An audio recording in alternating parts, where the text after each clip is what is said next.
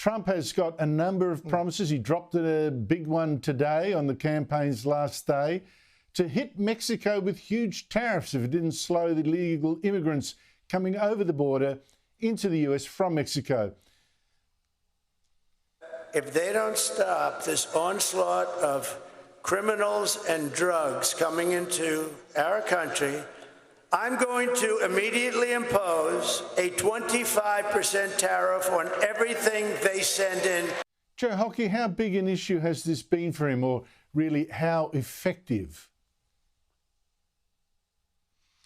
Well, it neatly marries two of Donald Trump's policies. One is to stop the illegal flow of people out of Mexico into the United States, which is a toxic issue right across the US. And the second is his love of tariffs, which I think is bad policy and will affect the American people more than it will affect Mexico. But it marries the two of them, and that's what Donald Trump's skill is. He manages to convey a message, not quite precise as we would expect in Australian political debate or in normal political debate, but he conveys a message very effectively. And he's done it again today. So it's no real surprise. And Andrew, I make this point, which people aren't really thinking about. Donald Trump is going into the election tomorrow with the highest polling numbers he has ever had, far higher than when he beat Hillary Clinton in 2016. And he's currently polling much higher than he did against Joe Biden in 2020. So if you take that into account, the pressure is all on Harris to match the vote that Joe Biden got in 2020. And you can see a number of cohorts where she is bleeding. She's bleeding votes to Trump amongst black men. She is bleeding votes to Trump amongst Hispanics. And she is bleeding votes to Trump amongst young people, which the Democrats never predicted. That's most interesting. Well, last night we talked on the show about, well, I did anyway, Kevin Rudd, our ambassador, how he used to smear Trump as a crazy guy, a threat to democracy, dangerous, man of violence, etc., etc. But our Prime Minister himself trashed Trump 7 years ago at the Splendour in the Grass Festival. Here he is. Like, how do you deal with Trump? Like, with trepidation. Yeah, but how do you get by? Like, how do you temper your language? Well, you've got to deal with who was elected.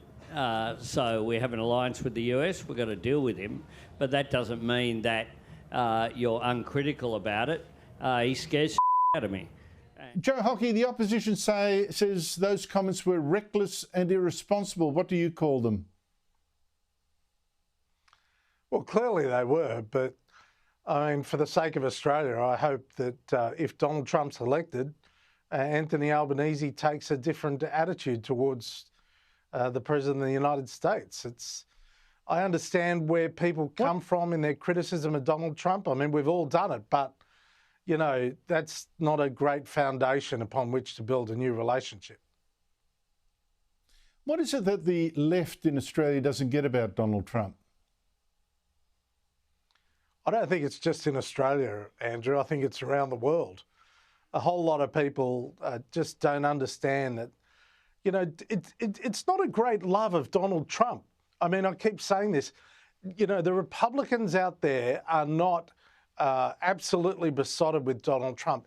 They are backing him for his policies, the policies that represent their values: lower taxes, less regulation, independence of the nation, securing your borders, protecting freedom, freedom of expression, freedom to vote, freedom to not vote, freedom to be a part of a community. They're the values that are behind Donald Trump.